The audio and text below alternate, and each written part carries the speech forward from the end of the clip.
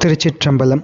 சிவப்பிரகாசமாகிய பேரின்பத்தை தேனாக உருவகம் செய்து அதற்கும் உணவுத் தேனுக்கும் உள்ள வேற்றுமை கூறுவார் போல முத்தி இன்பத்தை சிறப்பித்து உரைக்கின்றார் ஒரு சிவனடியார்.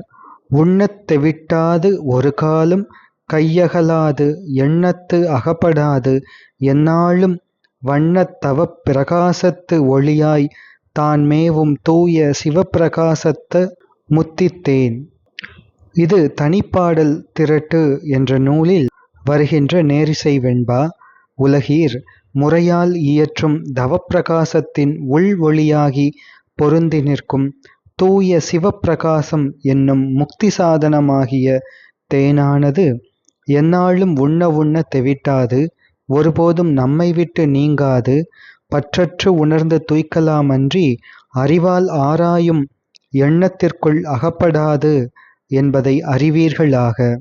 உண்ணத் தெவிட்டலும் குறைந்து மறைந்து தீர்ந்து விடுதலும் எண்ணிப் பார்க்க இயலுதலும் உடைய உலகத்தேனுக்கும் முத்தித்தேனுக்கும் உள்ள வேற்றுமை இவை. ஆதலின் அத்தேனை பருக தவம் செய்க என்று குறிப்பால் உணர்த்துகின்றார். திருச்சிற்றம்பலம்.